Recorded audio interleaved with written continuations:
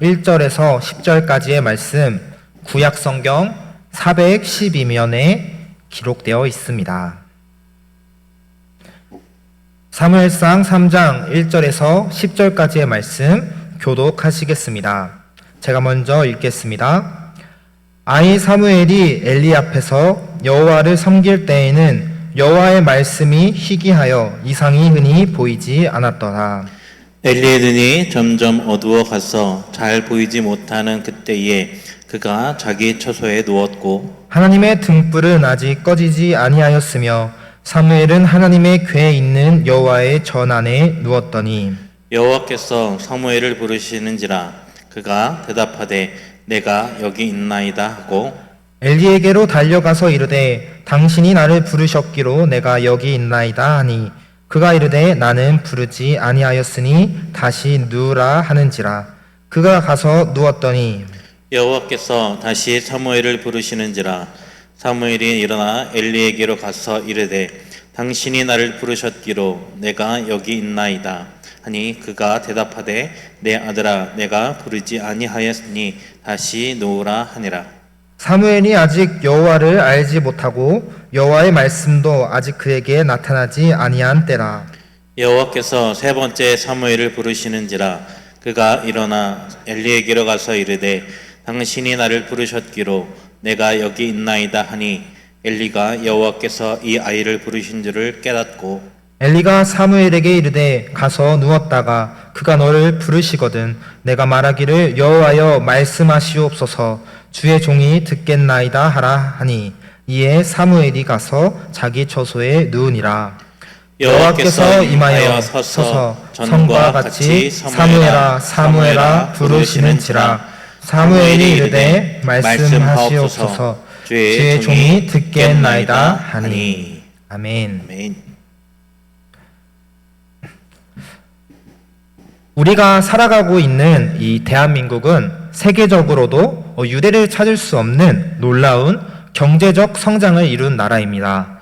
이른바 한강의 기적이라고 불리는 이 놀라운 성장은 전 세계에 주목을 받았습니다. 저는 개인적으로 이 역사가 너무나도 자랑스럽습니다. 단순히 우리가 경제적인 성장을 이루었기 때문이 아니라 그 과정에서 다른 나라를 침략하거나 정복하지 않고 온전히 우리의 노력과 열정으로만 이룬 성장이기 때문입니다. 그러나 이 시간이 흐르며 이 놀라운 경제적인 성장을 이룬 대한민국은 현재 여러 가지 사회적인 문제들을 마주하게 되었습니다. 경제적 성장이 줄어들면서 이 수면 아래 감춰져 있었던 이 사회적인 문제들이 이 수면 위로 떠올랐기 때문입니다. 그 문제 중 하나가 바로 이 저출산 문제입니다. 이 통계청에 따르면 이 1992년도에 우리나라에서 기록된 출생아 수는 약 73만 명이라고 합니다. 그런데 이 30년이 지난 작년 기준으로 따지면 출생아 수가 약 23만 명이라고 합니다. 이 시간이 흐른 뒤에 출생 인구가 3분의 1 이하로 줄어들게 된 것입니다. 이 출산율은 전 세계에서 가장 낮은 수준이라고 합니다. 이 대한민국의 출산율은 2023년 기준으로 한 명당 0.75명, 이 OECD 국가 중에서 가장 낮은 수치입니다. 이렇게 출생 인구가 줄어들면서 이 사회 전반에 큰 변화가 시작되었습니다. 이 뉴스를 보시면 이 초, 중, 고등학교가 문을 닫게 되었다라거나 이 대학교들이 입학 정원을 채우지 못해 고민하고 있다라는 뉴스들을 보실 수 있으십니다. 더 이상 이 저출산은 미래에 대한 우려가 아니라 지금 우리가 겪고 있는 이 현실이 되었습니다. 그리고 이 문제는 단순히 사회적인 문제가 아닙니다. 이 한국 교회 역시 직접적인 타격을 받고 있습니다. 많은 분들이 이 주일학교가 어렵다라는 이야기를 들어보셨을 것입니다. 혹은 이 주일학교 교사로 섬기시면서 이 실제로 학생들이 줄어들고 있는 상황을 체감하셨을지도 모르겠습니다. 이는 이 주관적인 인상이나 느낌이 아니라 이 통계로 나타나고 있는 현실입니다. 이 예장 통합 측의 조사에 따르면 2012년 기준 약 47만 명이던 이 주일학교 학생 수는 2022년에 약 26만 명으로 절반 가까이 감소했다고 합니다. 이 합동 측 조사에서도 2020년 기준에 이 22%의 교회가 주일학교를 운영하지 않고 있다고 합니다. 즉, 이 5개 중 1개의 교회는 다음 세대를 위한 교육조차 하지 못하고 있는 상황입니다. 이 예장 고신 측에서는 2006년과 2019년에 이 조사를 했는데요. 두 조사를 비교해 보니 유치부는 이 2006년에 비해 44%가, 이 중고등부는 2006년에 비해 19%가, 이 대학 청년부는 2006년에 비해 11%가 감소하였다고 합니다. 즉, 이 하위 부서로 갈수록 학생 수가 급속도로 감소하고 있는 것입니다.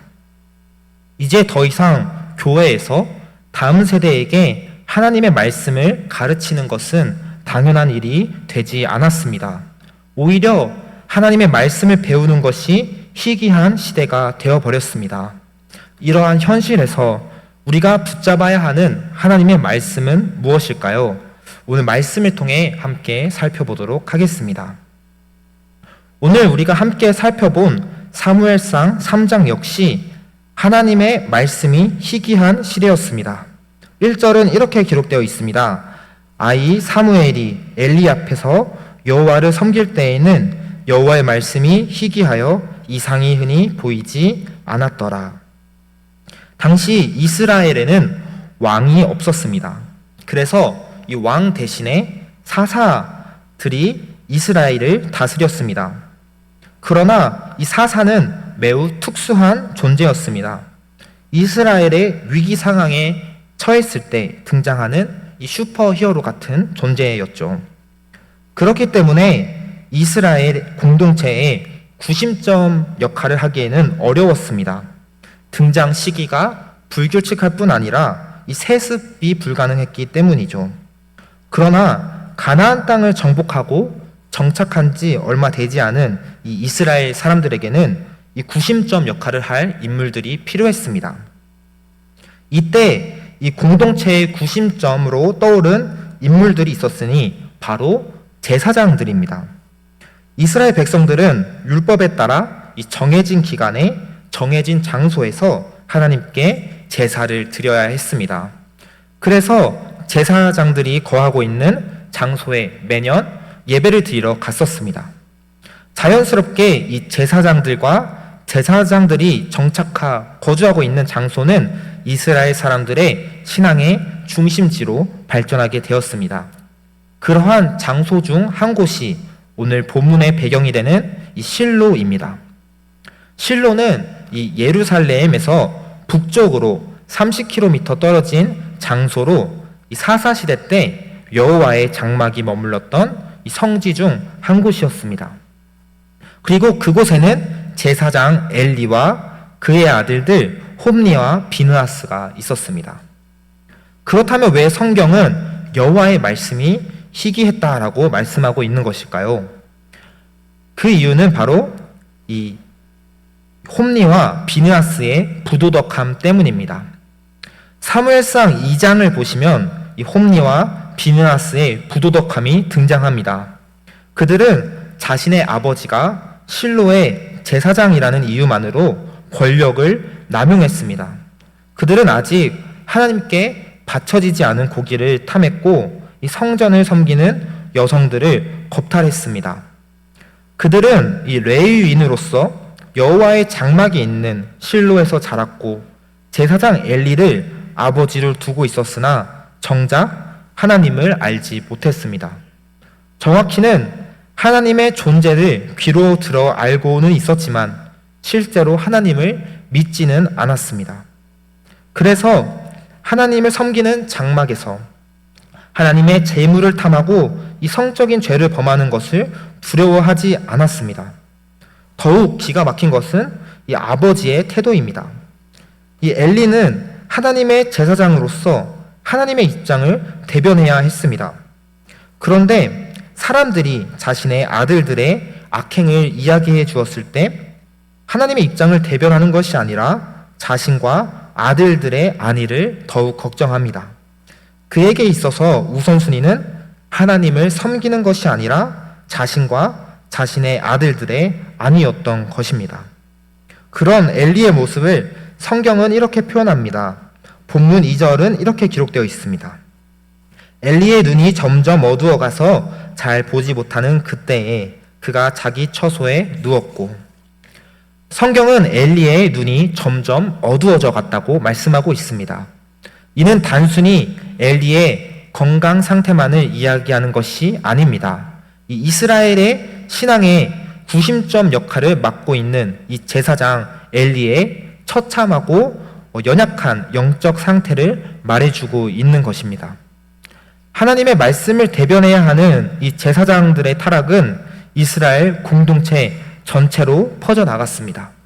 더 이상 사람들은 하나님의 말씀을 궁금해하지도 않았고 찾지도 않았습니다. 말 그대로 이 말씀이 희귀한 시대가 찾아오게 되었습니다.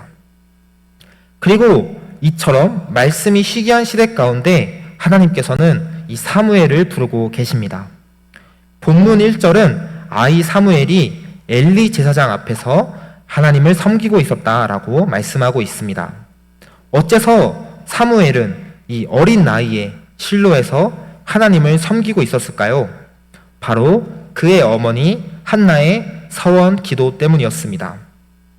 사무엘상 1장 9절에서 11절은 이렇게 기록되어 있습니다.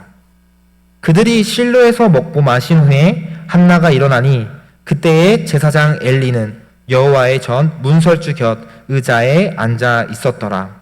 한나가 마음이 괴로워서 여호와께 기도하고 통곡하며 서원하여 이르되 만군의 여호와여, 만일 주의 여종의 고통을 돌보시고 나를 기억하사 주의 여종을 잊지 아니하시고 주의 여종에게 아들을 주시면 내가 그의 평생에 그를 여호와께 드리고 삭도를 그의 머리에 대지 아니하겠나이다.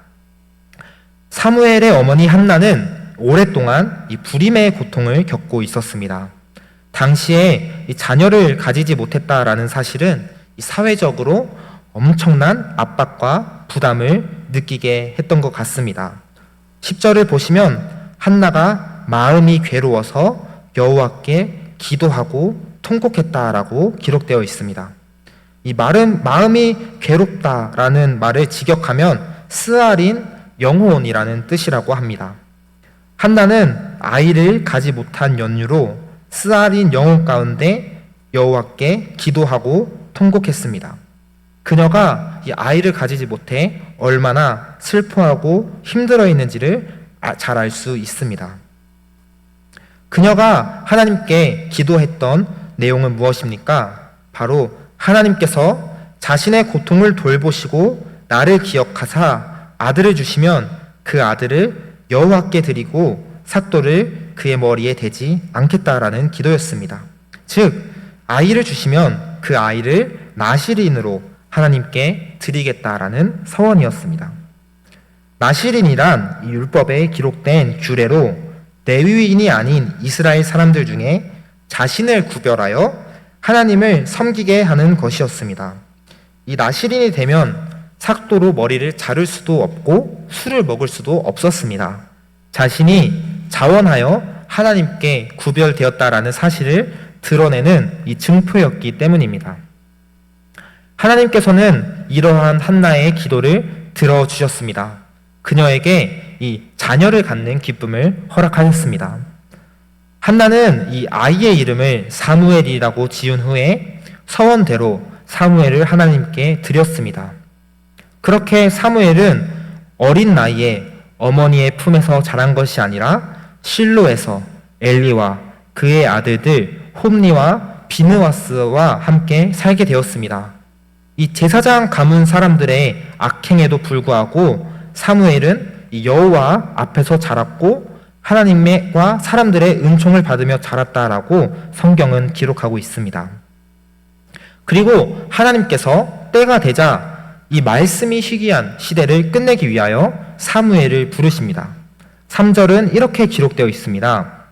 하나님의 등불은 아직 꺼지지 아니하였으며 사무엘은 하나님의 궤에 있는 여호와의 전 안에 누웠더니.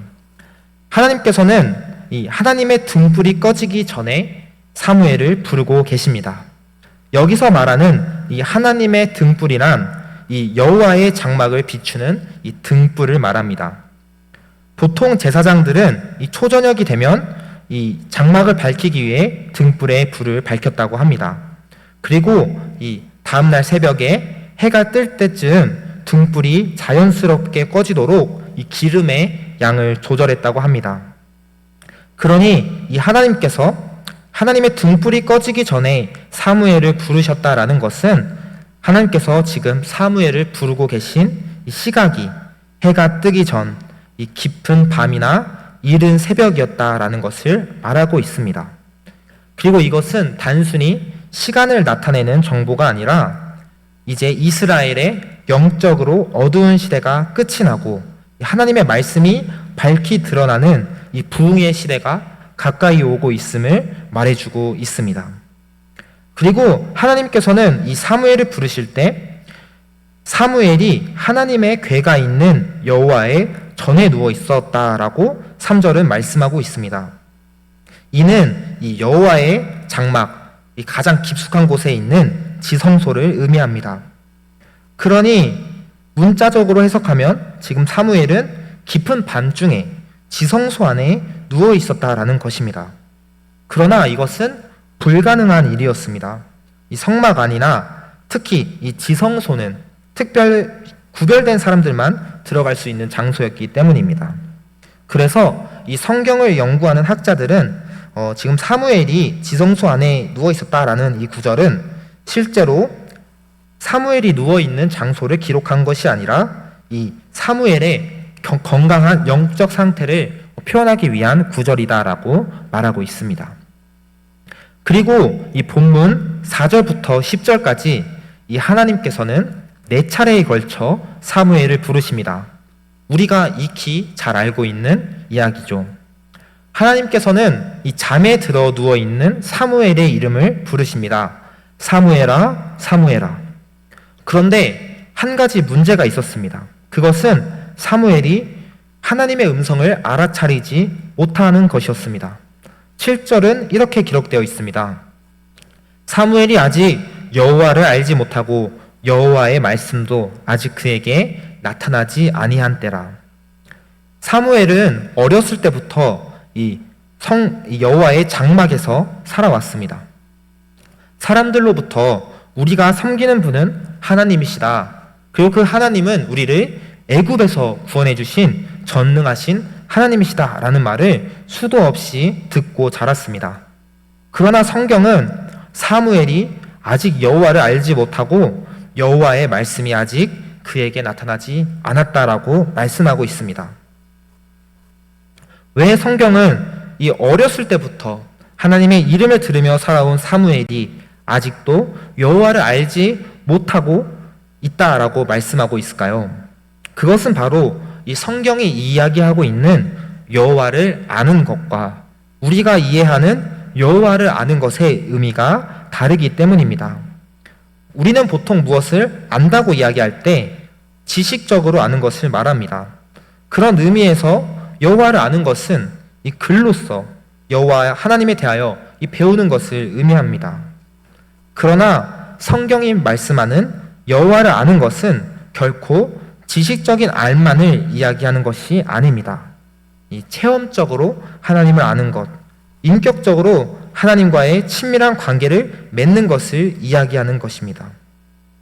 그렇기 때문에 성경은 사무엘이 여호와를 알지 못하였다, 말씀의 능력을 경험하지 못하였다라고 말씀하고 있습니다. 비록 사무엘이 어렸을 적부터 성전에서 하나님의 말씀을 들으며 자라왔을지라도 그의 신앙이 아직 하나님과의 인격적인 만남을 경험할 정도로 성숙하지 않았다라는 것을 말씀하고 있습니다. 그래서 사무엘은 자신을 부르시는 이 하나님의 음성을 제사장 엘리의 음성으로 착각했습니다.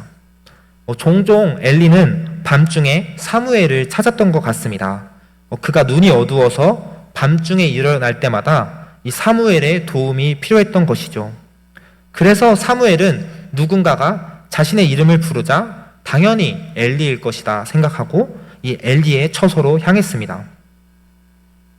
그러나 이 돌아온 엘리의 대답은 자신이 부른 것이 아니니 자리로 돌아가 누우라는 것이었습니다. 그렇게 하나님께서 사무엘을 부르시고 사무엘은 그 음성을 엘리의 음성으로 착각하는 일이 반복됩니다. 이 같은 상황이 3번이나 반복되자 엘리는 그제서야 하나님께서 지금 사무엘을 부르고 계시다라는 사실을 알아차리게 되었습니다. 그리고 사무엘에게 알려줍니다. 사무엘아, 또다시 같은 음성이 들리거든 여호와여 말씀하시옵소서, 주의 종이 듣겠습니다 라고 대답하거라. 엘리의 가르침을 받고 사무엘은 자신의 자리로 돌아가 눕습니다. 그리고 얼마 지나지 않아 같은 음성이 들려옵니다. 사무엘아, 사무엘아. 이 자신을 부르는 음성이 들려오자 사무엘은 이렇게 대답합니다. 말씀하십시오. 당신의 종이 듣겠습니다. 그리고 이 대답이 이 말씀이 시기한 시대를 끝내고 이스라엘을 구원할 위대한 사사 사무엘이 처음으로 말씀의 능력을 경험하게 되는 순간이었습니다. 어렸을 적부터 이 다른 사람들에게 귀로만 듣던 하나님이 아니라 자신의 삶에 직접 찾아오신 하나님을 만나게 된 사건이었습니다. 오늘 우리는 사무엘상 3장의 말씀을 통해 말씀이 희귀한 가운데 하나님께서 사무엘을 부르시는 이야기를 함께 살펴보았습니다. 이 말씀이 우리에게 주는 메시지는 무엇일까요? 바로 아무리 말씀이 희귀한 시대라 할지라도 하나님께서는 이 다음 세대를 부르시는 것을 결코 포기하지 않으신다라는 것입니다. 오늘 말씀을 보시면 하나님께서는 4차례에 걸쳐 사무엘을 부르십니다. 하나님께서 사무엘을 부르시는 동안 사무엘은 하나님께서 자신을 부르시는지조차 알아차리지 못합니다. 그저 당연히 엘리가 자신을 부른다라고 생각할 뿐이죠. 그러나 하나님께서는 그런 사무엘을 포기하지 않으십니다. 그가 알아차릴 때까지 그에게 찾아오십니다. 이 장면은 우리에게 다음 세대를 향한 이 하나님의 끈질긴 마음을 알려줍니다. 오늘 우리의 현실이 무엇입니까? 이 갈수록 주일학교 학생의 수가 줄어든다라는 것입니다. 더 이상 아이들에게 하나님의 말씀을 가르치는 것이 어려운 시대라는 것입니다. 마치 사무엘이 살고 있던 시대처럼 말씀이 희귀한 시대라는 것입니다. 그러나 우리가 놓치지 말아야 하는 진리는 하나님께서는 여전히 일하고 계시다라는 사실입니다. 사실 하나님께서는 그 누구보다도 끈질긴 마음으로 다음 세대를 부르고 계십니다. 그러니 우리는 이 현실을 바라보는 눈과 마음을 바꾸어야 합니다. 갈수록 줄어드는 주일학교 학생 수를 바라보며 낙심하고 절망하는 것이 아니라 지금 이 순간에도 끈질기게 다음 세대를 부르시고 계시는 이 하나님의 마음을 회복해야 합니다. 그렇다면 우리가 하나님의 마음을 가지고 다음 세대를 바라볼 때 우리가 해야 하는 일은 무엇입니까? 바로 우리의 아이들에게 말씀의 능력을 아이들이 말씀의 능력을 경험할 수 있도록 도와주는 것입니다. 귀로만 듣는 하나님이 아니라 오늘 나에게 말씀으로 찾아오신 이 살아계신 하나님을 만나게 해주어야 합니다. 오늘 말씀에서 사무엘은 아주 어렸을 적부터 성전에서 살았습니다. 성전을 섬기며 제사장들을 도와주었습니다. 그 과정에서 자연스럽게 하나님에 대한 지식을 들으며 자랐습니다. 그러나 사무엘이 이스라엘을 구원할 사사로 쓰임받기 위해서는 그것으로 충분하지 않았습니다. 그가 사사로서 하나님께 쓰임받기 위해서는 바로 하나님과의 인격적인 만남이 반드시 필요했습니다.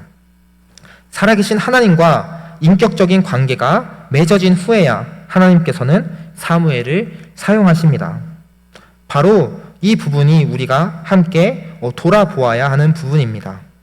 오늘 우리는 다음 세대 아이들에게 인격적인 하나님을 소개시켜주고 있습니까?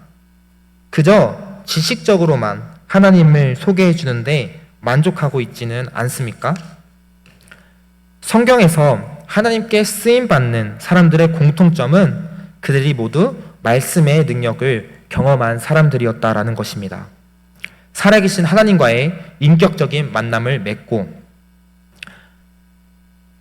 하나님과의 친밀한 관계를 맺은 사람들이었습니다.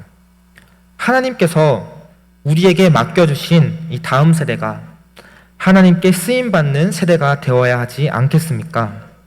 그러기 위해서 아이들에게 필요한 것은 단순히 머리로만 아는 하나님이 아닙니다.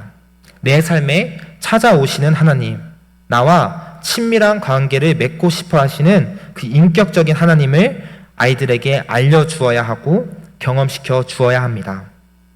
말씀을 마무리하도록 하겠습니다. 돌아오는 주일부터 이 주일학교 여름 사역이 시작됩니다. 부서별로 많은 기도 제목이 있습니다.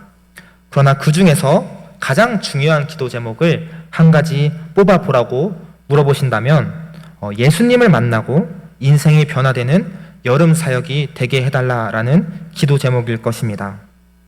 아무리 말씀이 희귀한 시대라고 할지라도 하나님께서는 다음 세대를 부르시는 일을 포기하지 않으십니다. 하나님의 열심으로 결국 하나님을 인격적으로 경험한 다음 세대를 일으키실 것입니다. 우리의 아이들이 그 다음 세대가 되어야 하지 않겠습니까? 하나님께 쓰임받는 사무엘처럼 영적으로 어두운 이 시대를 하나님의 말씀으로 밝게 비추는 세대가 되어야 하지 않겠습니까? 이번 수련회를 위해 함께 기도해 주시기 바랍니다. 아이들이 예수님을 만나고 인생이 변화되는 역사가 일어나도록 함께 기도해 주시기 바랍니다. 이번 한 주간도 다음 세대를 향한 하나님의 마음을 잃어버리지 마시고 우리 아이들이 예수님을 만나고 변화될 것을 기대하며 기도하며 나아가는 저와 여러분의 삶이 되기를 예수님의 이름으로 축복하겠습니다. 함께 찬양